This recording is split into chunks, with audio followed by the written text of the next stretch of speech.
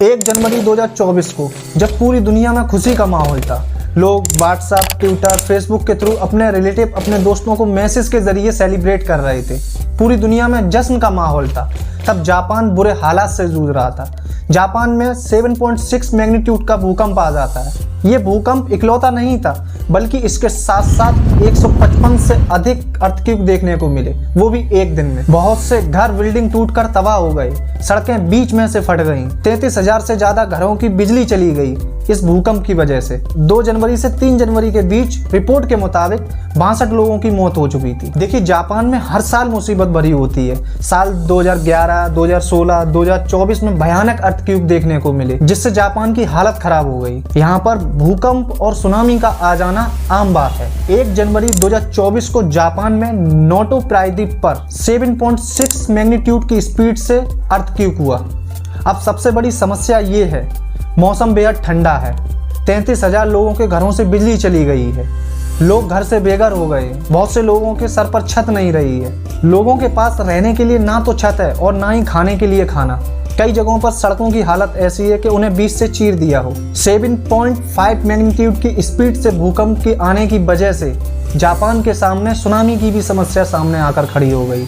भूकंप के कारण 5 मीटर ऊंची लहरें इस्कावा प्रांत में नोटो तक पहुंच रही हैं। जापान में आए टाइम पर ऐसे भूकंप आते रहते हैं। तो सवाल ये बनता है कि जापान में इतने भूकंप क्यों आते हैं, इसकी वजह क्या है। दोस्तों, जापान एक आइलैंड कंट्री है और बहुत वेल्थी देश है। इस कंट्री ने अपने आप को जीरो से उठाया है।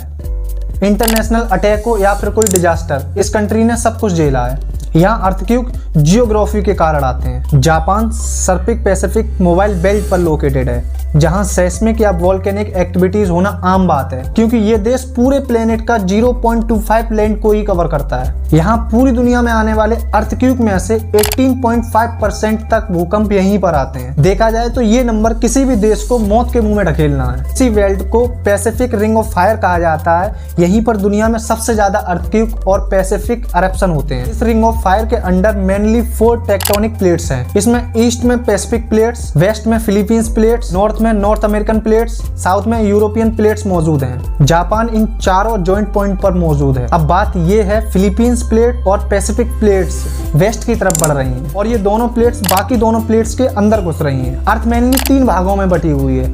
ऊपरी लेयर को क्रिस्टल, मिडिल लेयर को मेंटल और आखिरी हिस्से को कोर कहा जाता है।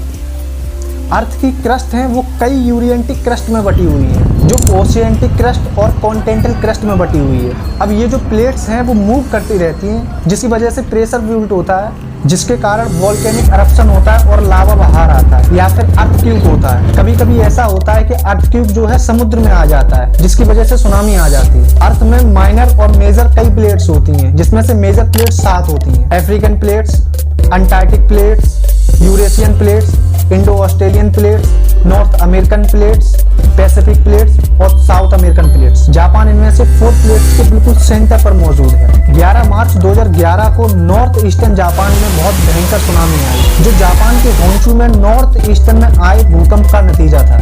इस अर्थक्वेक ने जापान में बहुत ज्यादा बर्बादी कर दी। दोस्तों, जापान में आए दिन भूकंप आते हैं, सुनामी आते हैं, नई नई एक्टिविटीज होती रहती हैं। तो जापान इन सारी प्रॉब्लम से कैसे बचता है, तो क्या टेक्निक को यूज करता है। देखिए, जापान में बिल्डिंग की थिकनेस पे बहुत ज्यादा ध्यान दिया जाता है। जैसे पिलर, घर की दीवारें, बीम, इनकी मोटाई पे बहुत ज्यादा ध्यान दिया जाता है, ताकि जब भी अर्थक्वेक आए तो बिल्डिंग इसको रेजिस्ट कर सके। दूसरा कहें तो ऊंची ऊंची बिल्डिंग में डैम्पर लगाए जाते हैं, मतलब कहें तो रबड़ के बड़े बड़े मैट्स लगाए जाते हैं, क्योंकि रबड़ के मैट्स अक्सर अर्थक्वेक के वाइब्रेशन को कंट्रोल कर लेते हैं, उसको ऑब्जर्व कर लेते हैं। तीसरा, बिल्डिंग को जमीन से बिल्कुल अलग कर दिया जाता है। इसके बीच में स्टील और रबड़ की मोटी मोटी लेयर लगाई जाती है, ताकि जब भी अर्थक्वेक आए तो बिल्डिंग बिल्कुल भी वाइब्रेट ना हो और पूरी तरीके से अपनी जगह पे कंट्रोल बनाए रखे। इसका जीता जागता सबूत टोक्यो शहर में आइकॉनिक स्काई ट्री टावर है।